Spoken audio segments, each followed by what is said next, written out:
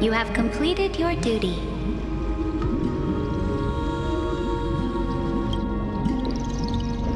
A new dawn is about to rise. Why not swim towards it?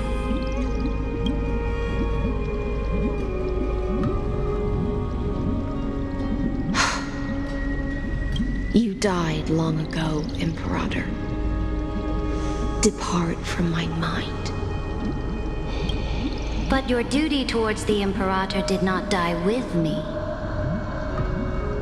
That duty will bind you no more. You will be able to hold for yourself one grandiose feast after another in the endless days to come. So go. Go and swim towards that ocean beyond the sky with the Deliverer. Is this? A page out of that sidekick's book. I commanded her to gift this page to you when everything finally reaches the end. What's on this page? Memories. Lifelike memories. That sidekick found me after the bloody feast 1,000 years ago and showed me her diary. I saw within that notebook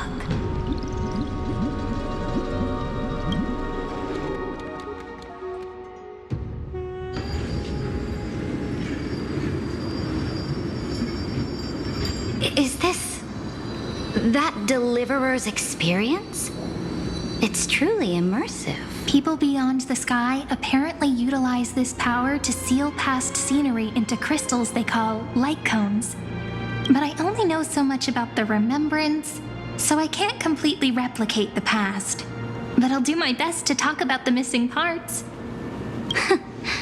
I'm all ears. Go on then. Do your best. But if your chatter gets too boring, or if I deem it offensive... Got it. I'm sure you'll find this to your liking. After all, it's human nature to want to embark on a journey into the unknown.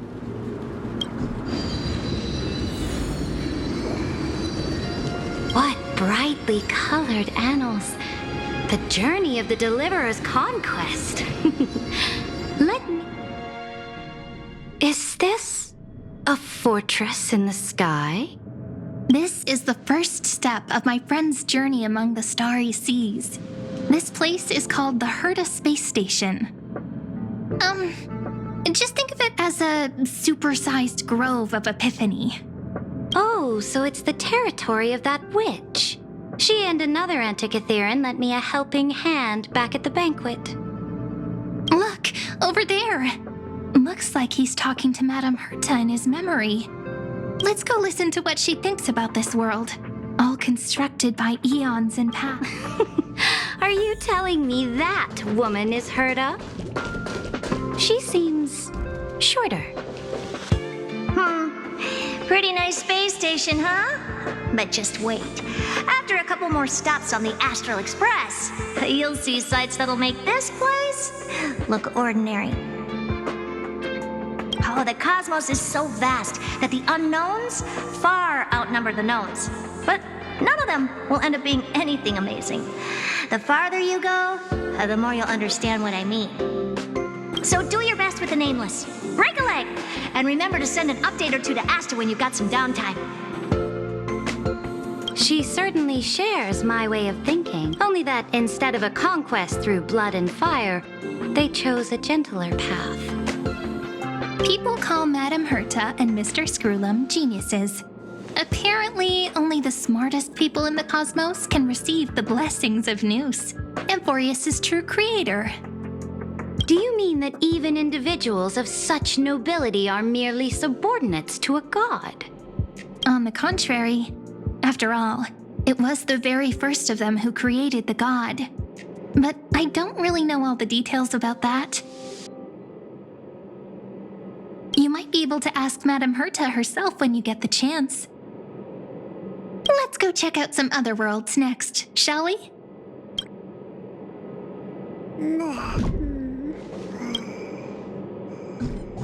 This next stop on the journey has a lot of similarities to Amphor.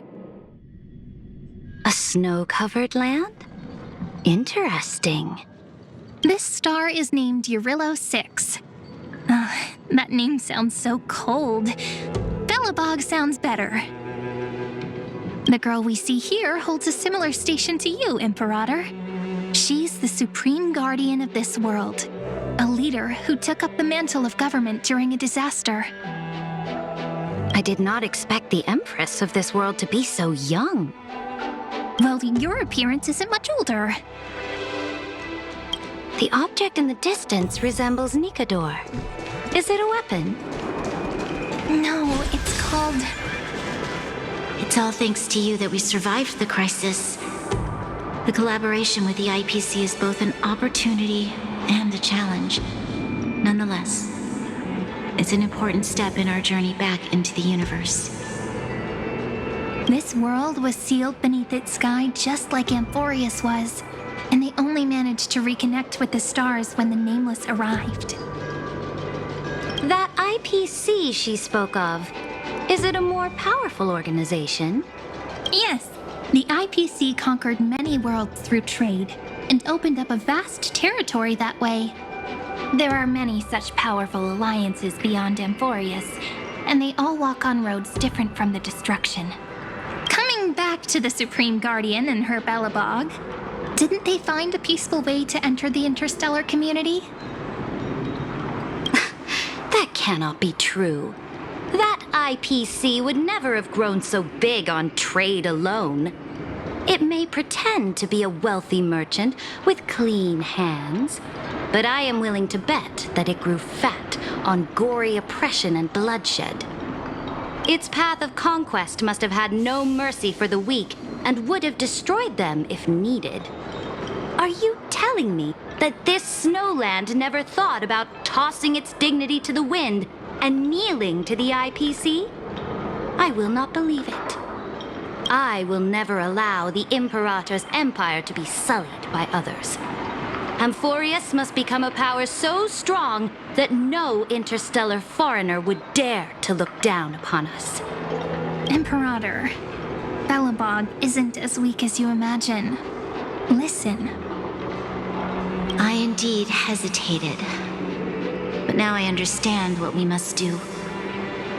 Belobog must learn how to walk on her own until she no longer needs the support of others and can stand on her 2 feet. Even if I may not live to see it, I believe such a day will surely come.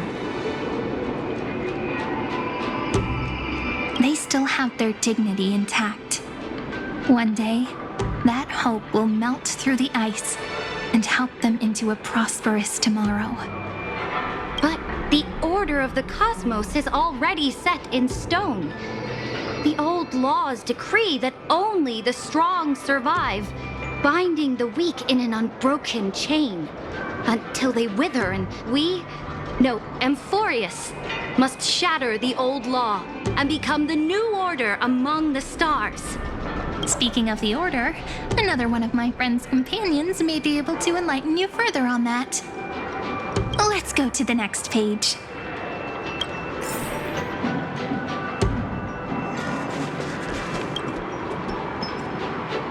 This next world is a nation of dreams. The first time I heard about that place, I didn't even know what to think.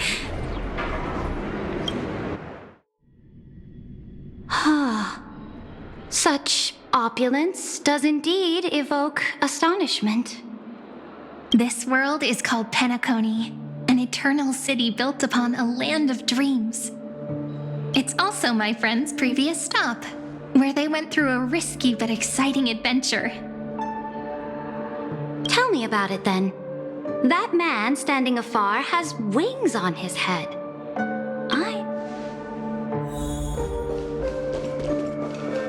I wish to gaze upon the views of the Reverie Hotel one more time. I'll be just a traveler when I come back here again. And perhaps, through a traveler's eyes, even the things I once knew so well will feel strangely different. Penacony is a land of the harmony, where all dreams and hopes merge and combine. It believes in unrestrained freedom, and that's how it lost itself in shallow delights. Then, this young man before you chose to rewrite its laws, using the power of the Order, hoping to shape a dream-bound paradise of perfect happiness. Yet, the paradise of my dreams remains far away. Perhaps a brief journey with the Nameless can show me more possibilities in my search for paradise. As for what Penacony should look like, it'll be up to her. No. Oh, it sounds like this ideal kingdom is no more. That's right. The people chose to wake up at the end. You can't see tomorrow when drowning in sweet dreams. This individual's law acknowledged only gods and constructs, leaving no space for humanity. And yet, the fact that he could accept defeat and resume his journey shows a rare self-awareness. And you are also very self-aware, Imperator. Then you must know that the world promised by the destruction also has no place for humanity. I am indeed very aware of Lycurgus's honeyed words of deceit. I have seen enough. Take me.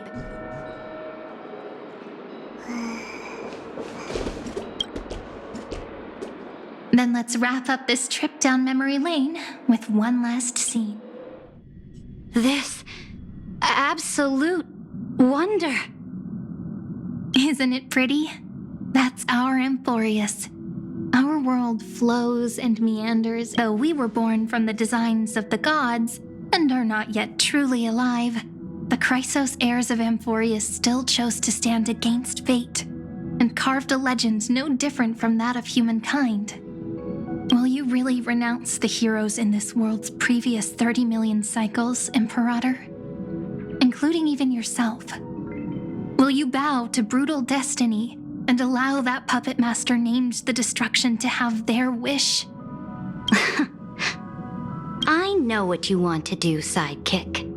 You want to use that deliverer's memories to influence me and tilt the scales of law toward him and the two geniuses. You really saw right through me, Imperator. How can one rule an empire if one is incapable of understanding people's minds? I have decided on Law's final destination. However, before I move my next chess piece, before we go on, tell me this, sidekick. Throughout his trailblaze, was there ever a memory of the ocean?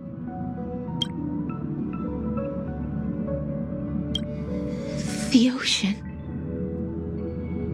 You shall complete your conquest in the ocean at the boundaries of this world, and eternally slumber in the sound. You shall eternally slumber in the sound of tides, and complete your conquest in the ocean at the boundaries of this world. Our prophecies aligned as flawlessly as a sea snake circling upon itself.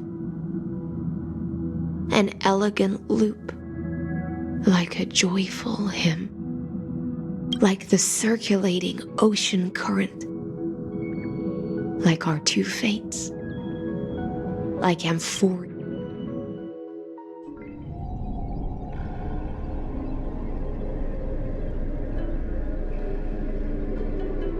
The trial is over. So tell me, who will own the divine authority of law?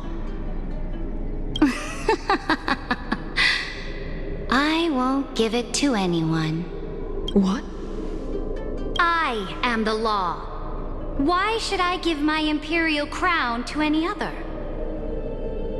Both the Deliverer and the Theoros came from beyond the sky.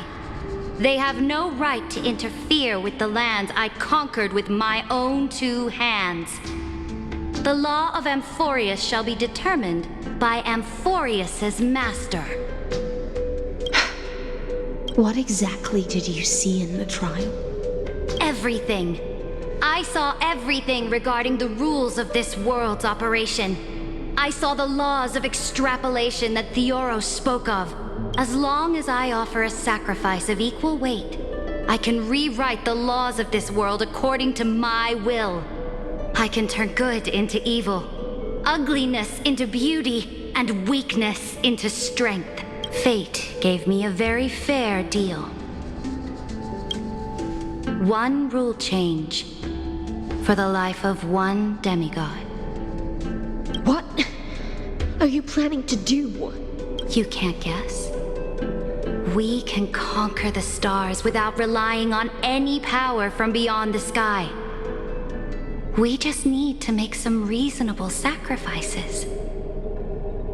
Your ambitions have already made so many people give up their lives for the law. And you're still not done? I am determined for Amphorius to stand on her own 2 feet among the stars. You are beyond reason. You think such a simple and hypocritical statement can justify your atrocities. There's no new without destroying the old. That's what you consider an atrocity? Ironic, for that is also the unchanging law of Amphorius's revolutions. Ever since the Flame Chase prophecy resounded in the distance, fate has decreed for the Chrysos heirs to ignite our blood and illuminate this dark age. But your world doesn't seem to be any different from your predecessors. Bloodshed, tyranny, oppression. You're making the same mistakes they did. Go and see everything for yourself. Go to any library I've built. Go listen to the rumors on every street corner. Go and witness how the Imperator crushed the old laws and forged new ones. Go and see what my conquests brought to this world. I cleansed the Chrysos War's filth and mended all the conflicts left by the Era Bellica. I restored Akima's might and allowed mortals and Chrysos heirs to face each other as equals in the Council. I punished all sins and rewarded all achievements. I smashed Talantin's shackles, united humankind to save themselves, and started the Flame Chase era. That's what the Imperator has done in her glorious life. So now, hearken to my final words. History will eventually forget Saridra, but it will never forget the Imperator's people or the Flame Chase era she began. Final words? Amphorius is about to be destroyed. There's no time left for pointless debates. There is only one law I want to overturn to aid the final battle of deliverance. So I will only offer the life of 1 demigod. In the name of the Imperator, I command you one last time, Electra.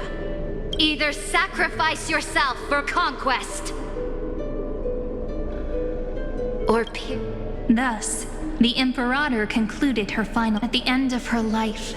At the last moment before she stepped onto the altar, she gave her most loyal subject the choice to decide fate, just as she promised her compatriots before her very first campaign. My blood flows in you now. Heroic compatriots, follow me, and we'll seize fate's reins! The Imperator fell. Some say that the Dux Gladiorum turned traitor and killed her liege. Some say that she imprisoned the tyrant in a shallow pond of water, then left. Which meant the Imperator had to kill herself to rewrite the law. There are countless stories about her death. All we can be sure of is when the knight left the vortex, the Imperator was still mumbling about their past conquests together. The beginning and the end of her existence. Imperator, wait! How could someone of your status come to the front lines? Let me be the flag bearer! The troops defending the pass to the west of the grove. Have they surrendered? They ran as quickly as they could when they heard your name. The Golden Cocoon Pass is now in the First Legion's hands. Good. What about the Delosian militia? The Third Legion set fire to the mountains and flattened everything west of the basin. They just need a few more days. That is enough. We cannot afford to miss an opportunity for victory. Lastly, how many Ladonian cannons are left? They are no more. The Second and Fourth Legions have destroyed them all. Very good. They now have no way out, no reinforcements, and no artillery support. We will be able to liberate the Grove of Epiphany in the blink of an eye. We will launch the final charge 1 quint after the curtain fall hour tomorrow. Remember, as long as the Alliance's flag still flies on my shoulders, you must keep moving forward. Take no prisoners among the enemy soldiers. All sages who resist are to be captured and tried according to martial law. And do not destroy any books. Now go! Notify the entire army. Understood. Those who are resolved to die, we salute you. Reporting in. The mountain dwellers are resisting fiercely, and the legendary Mountain Breaker has personally engaged in battle. Their formations are nigh impenetrable. Then cease our frontal assault. Send scouts to all legions and tell them to retreat into the Tritos Plains before the parting hour. What? Are you planning to surrender? It's a strategic change of plans. The seismic walking dragon is enough for that battlefield. Walking dragon? You mean that stupid beast, Terravox? What can they even do? Stupid? No. They are the wisest of all of Giorio's creations. Only they can perceive the currents of time. Let them deal with their earthly brethren. We will advance and take the lead in defeating what remains of our enemy. I will deliver the most fiery retribution for the humiliation they dealt us, and crown myself with a god-slaying wreath. Understood. I'll see to it. Those who are resolved to die, we salute you. The Temple of the Three Fates sent a letter, Imperator. They refused to surrender and said this letter is their last warning to us.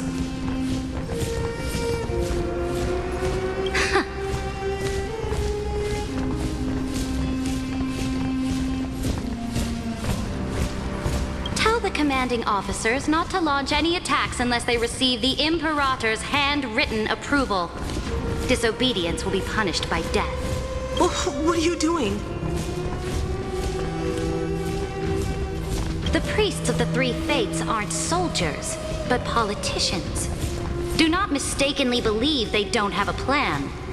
These dying pests will wring out every idea from their brains, all for short-sighted gain. I am inferior to them in that regard. They also have the prophecy to wield as a weapon, something I am not blessed with. Launching an unplanned attack will only disadvantage us, as all of Emphorius will judge our actions. Which means I will be heading to the battlefield myself, just as I have always done. This time, however, I will go alone. I will conduct secret negotiations to ensure fate is on our side. Understood. The legions will make their preparations. Those who are resolved to die, we salute you. Why are we not allowed to march out with the army, Imperator? This will be a long voyage with no return. Those of you who bear the prophecy cannot come with me. Why are you personally leading this battle if it's doomed to fail? The Flame Chase journey cannot be without a leader. That is correct. The Empire will be without a head when the Imperator falls. But remember, as long as you seize the right opportunities, even a chaotic game will remain winnable. My departure will create a long staircase for you. You will understand what I mean when news of my death reaches your ears. Seridra, is our journey about to be over? Destroy the old laws and forge new ones. My conquest has reached its limits within the borders of Amphorius. Since the prophecy already decreed that the Imperator would never conquer the stars as she would, more Chrysos heirs bearing divine authority will be born, and many more heroes will arise.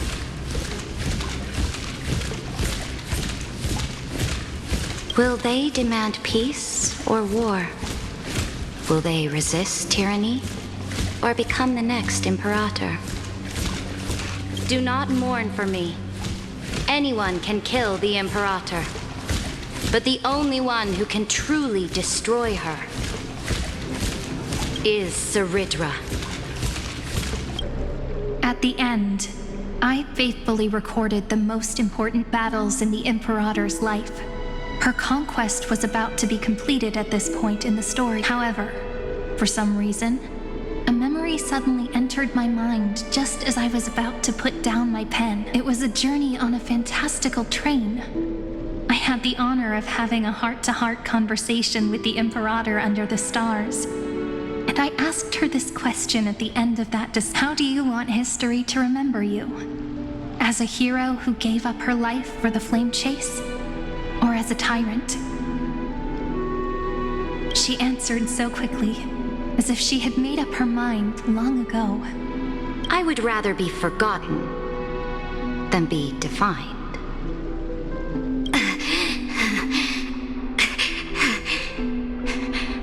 Because the law can be neither eternal nor unchallenged, and only humanity can pen laws into history's pages. Now, I have shattered the greatest. The game is nearing its end, Dux Gladiorum.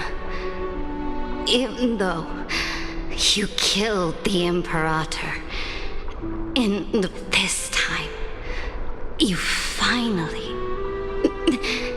found your then high sealants. I will ask someone to deliver. Will you choose to swim? Do not care. The Imperator muttered about her conquests, and news of her death spread in the city. Freedom! Liberty! The tyrant is dead! Go! Shout this news in the streets! My people, my fellow elders, do not panic. Stand your ground. People once cheered for my ascension, and now they cheer for my I see the cosmos. That I will return in the next cycle. The stars will hear my leech, hear Amphorius and Serid. To this day, we do not know which rule the Imperator overwrote at the cost of her life. Perhaps the truth will only be revealed at the moment of checkmate, just like every chess game she ever played. We only know her death inflamed Akama. On one side of the city, Those who defended liberty toppled her statues to the ground. On the other side, her supporters put themselves between the masses and her monuments, declaring loud, "It is said that golden blood congealed into the same letters everywhere they fought." It was the name borne by Akama's first and final sovereign, the Imperator Saridra. But the one who bore that name did not see any of this. Her gaze was cast far away, and the sound of tides in her ears drowned out the people's cries. What was the Imperator thinking about in that prophesized ocean at the boundaries of this world? In that shallow puddle of stagnant water? Was she reminiscing about her past conquests? Or repenting for the millions killed for the flame chase? It was neither.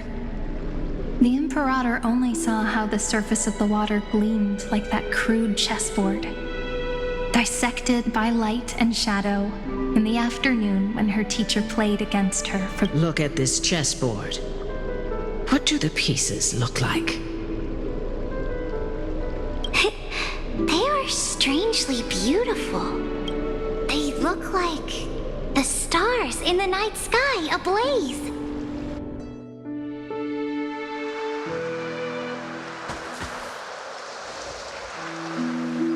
From that page emerged,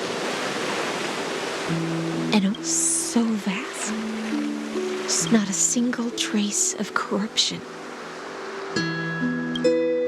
Is this Saridra? Electra, my subject. Ever since you walked out of the tainted ocean and pledged yourself to me, I have seen the abyss in your eyes and the emptiness in your heart.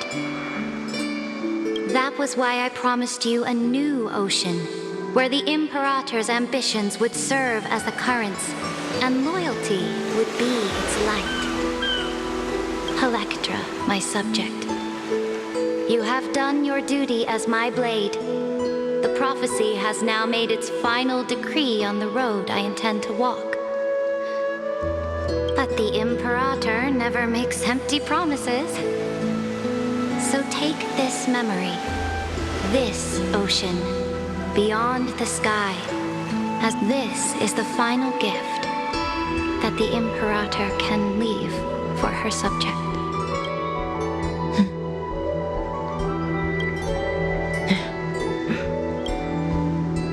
When I was still a fish in the ocean, I always felt so. But once I stepped onto land, I found myself caught in a play.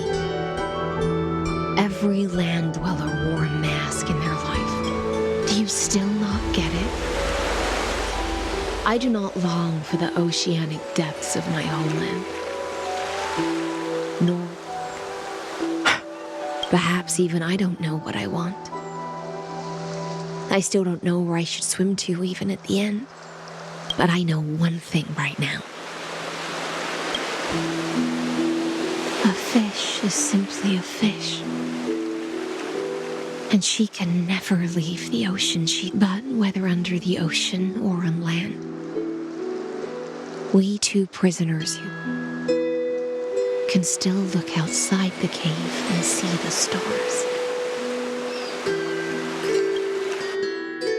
I have to admit, the 12-factor simulation of life in this experiment has far exceeded my expectations. Make your choice then, senior society member. Do you want to keep walking down the wrong path and be remembered for your incorrect conclusions? Or do you want to return to the audience's seat and give yourself, Amphorius, and the entire cosmos a more fitting end? I must refuse. A dead man never feared. Did I not make myself clear? Have you forgotten about our dear Lord of Silence? You wouldn't want her to consider your 8 other clones as cancers within the erudition and chop them all up, would you? Your logical deductions are vastly different from mine. Therefore, allow me to provide one more lesson, my peers. Why don't you look beyond this world? Just as the Chrysos heirs did. Re-evaluate your calculations and take into account Amphorius is not a place where three paths entangle, but where three paths fight to the death. You used Memoria to resist me, but did you not consider the possibility that the Remembrance and their children might have taken this opportunity to...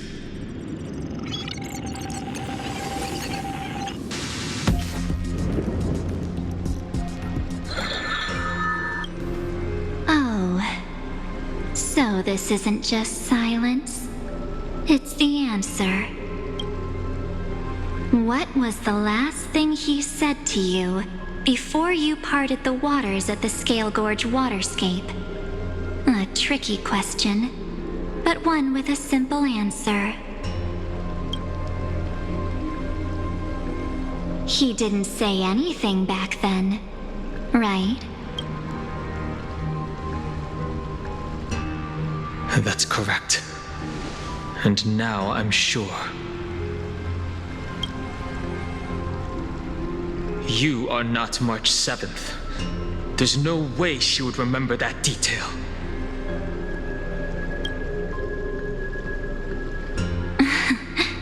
I'll only warn you once. Leave her body now. How impulsive. That's not like you at all. Why don't you calm down and think about another possibility? I didn't take over March 7th's body. Rather, it's March 7th who regained my memories.